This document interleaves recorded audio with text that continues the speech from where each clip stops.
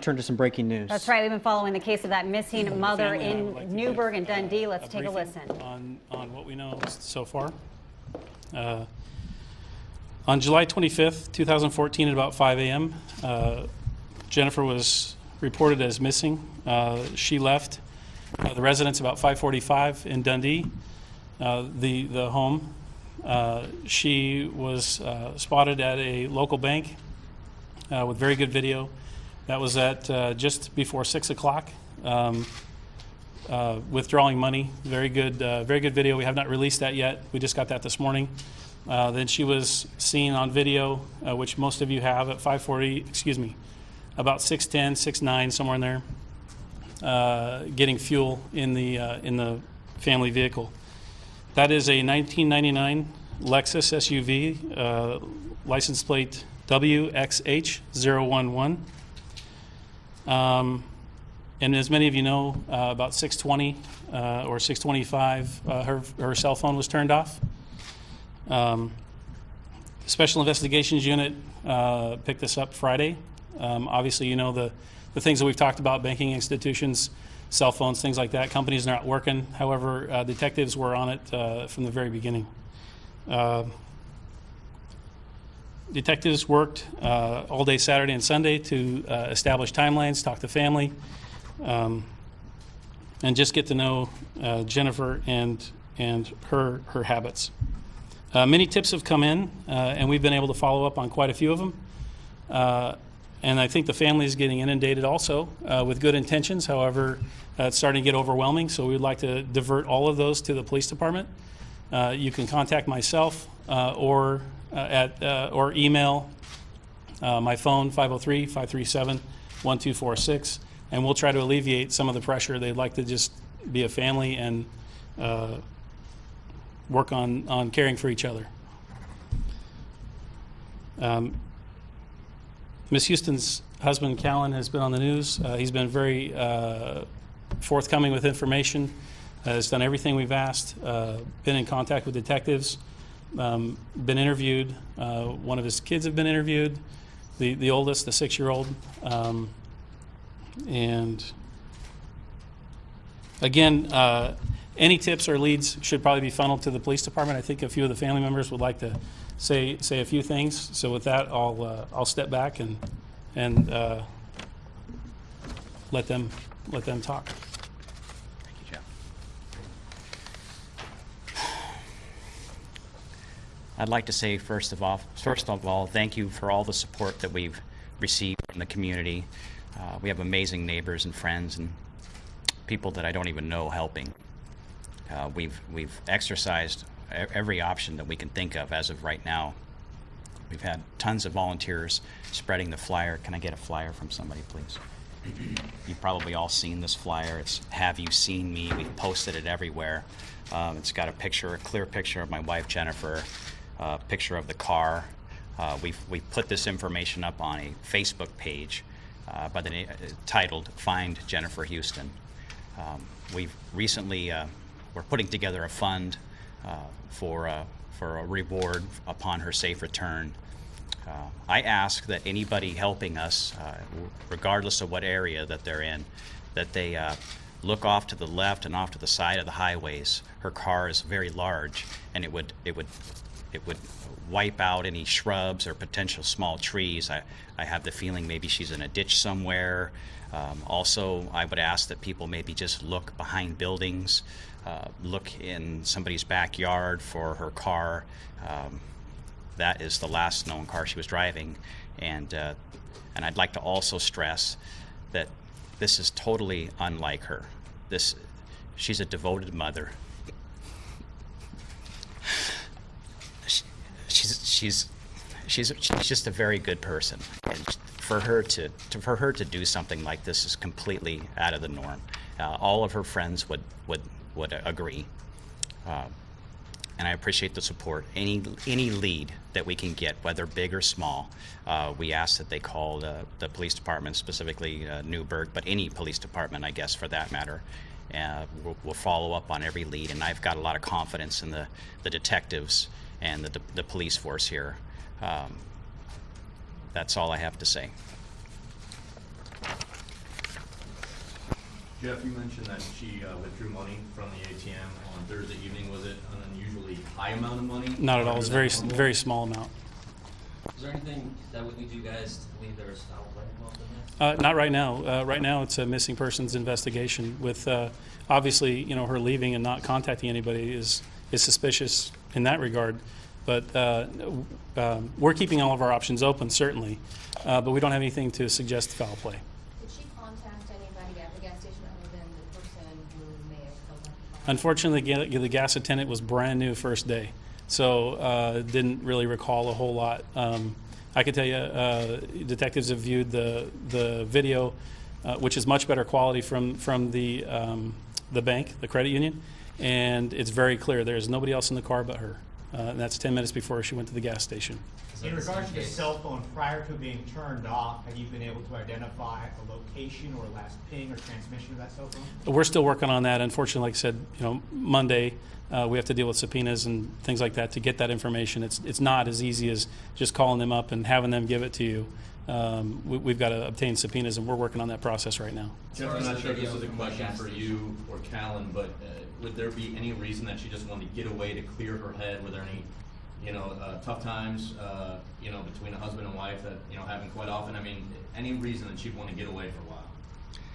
I don't think any more or any less than any other mom that's got a full schedule. I truly believe we've got a good, solid relationship, and once again, this is completely out of character for her. Maybe to go have a coffee with a girlfriend for an hour, but to be gone like this is just nothing she's ever done. And we're about to celebrate our 10-year wedding anniversary, and we've been together for 17 years. So this is like nothing she's ever done before. Did she have any health issues of any kind? No, none whatsoever, quite honestly, except that she had complained about headaches for 3 straight days, which were not debilitating, or they didn't keep her in bed. But she and I both thought it was a little odd that you would have a headache for 3 days. By the 4th day, we just got sidetracked, kids, life, and now she's missing. Was she on any sort of medication because of these headaches? No. Kallen, obviously you have 2 sons. I mean, how are they doing? How are you explaining this to them? Your mom is now missing, for several days. It's been difficult. No, we don't want it. No. It's been difficult. I think that's all.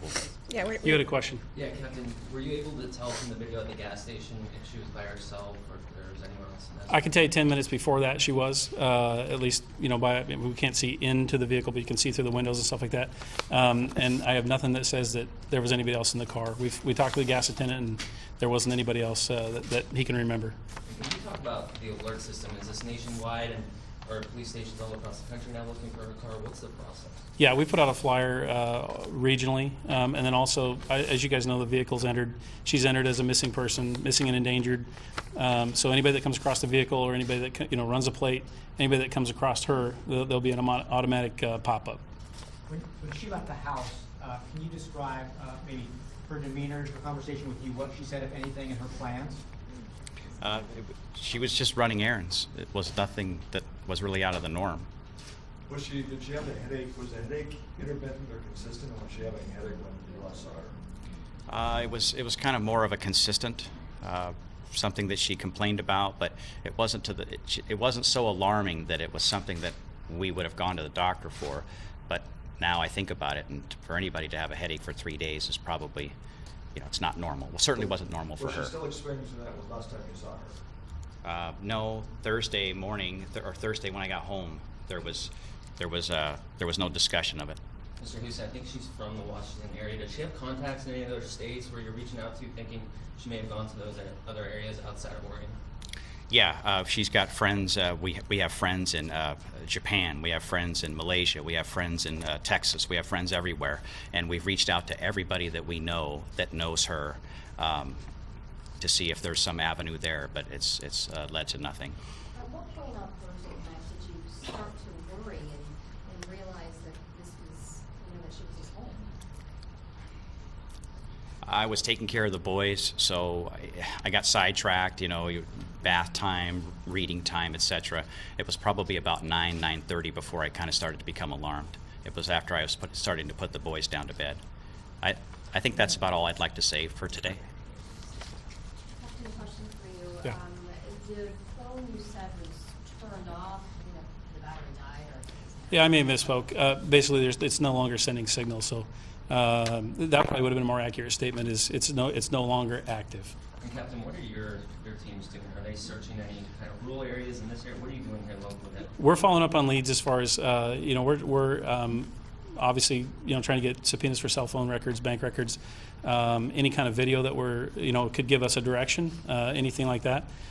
We feel like the family is blanketed. You guys have helped with press and blanketed her flyers and photos, and I'm not sure that anybody doesn't know, about her missing. So we're really relying on the public. We're following up all the leads that we can. Anything that comes in, I've been offered help from other agencies. Right now, we're doing fine, but we won't hesitate if we get swamped or too busy. We'll definitely call on our other law enforcement partners. Is there any area where you're focusing on the local area, or are you expanding to the northwest? You mentioned overseas friends. Not at this time. We don't have anything that suggests that we need to be concentrating overseas or necessarily in an extended part. We don't have anything that says we shouldn't either. It's just we're investigating the leads that that are coming in and that we can possibly answer or prove or disprove. So your focus is still locally or Pacific Northwest? Well, as I said earlier, our focus right now is getting through the financial institutions, cell phones, video, that sort of stuff. As you know, Portland Road in Newberg is quite large. So we've contacted several of the businesses, not to mention some other cameras that we know of based on our routine days, for patrol. We have a pretty good idea of who has good cameras, who doesn't have very good cameras, and things like that. So we're reaching out to those businesses to hopefully gain as much information as possible. Could you remind folks what again she was wearing when she was last seen, and what belongings, if any, she had with her? I don't know about the belongings she had with her. She was wearing black and pink Nikes with yoga pants, and I believe it was a black tank top, and then a lighter colored, like a sweatshirt that. I actually believe that to be a black, lightweight, black colored jogging sweatshirt. Okay. Black yoga pants, and then of course the black and pink Nikes. Was it a zip up or? A zip up. Captain, they've got more than 18,000 likes on the Facebook page they started. Do you think that grassroots campaign, with so many people helping your search, will that help you guys? Absolutely, and that's why we supported it early Friday. As you know, we like to, in police work, you like to try to keep things close to the vest so you can not trample on possible evidence. But due to the hour, the hurdles that we were facing, we actually encouraged the family to push the flyers out and to get it out to the media as soon as possible. Is there a locating system on that Lexus? There is not. Captain, if you are able to get the cell phone records, are you able to tell whether it was turned off intentionally, perhaps damaged, or broken? That's probably an investigative thing I'm probably not going to give up. And just to clarify on credit card or financial activities, can you describe, has there been any activity since it was turned? We're still looking into it. And again, that's probably not something that I want to give up, and we're probably getting into the area where, the detectives need to have something, to hold on to and to expand on during their investigation. So I think we're pretty close to wrapping up. I know the family's tired. Absolutely.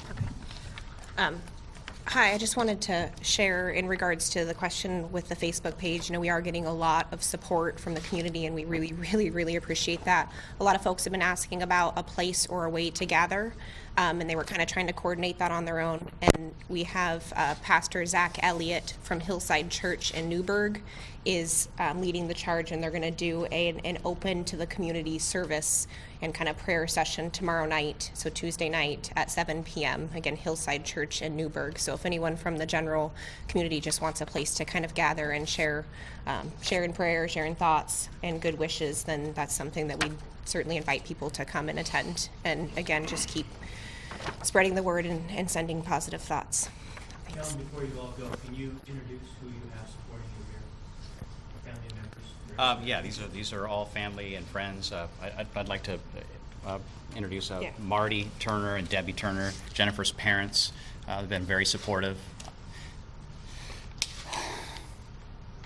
And then the people behind me are all great friends that I've known for a long time, friends and family. I think that's all. Thank you. Thank you very much. You've been watching a live press conference, the Newberg Dundee Police Department, of Jennifer Huston, 38-year-old mother of two, been missing since Thursday.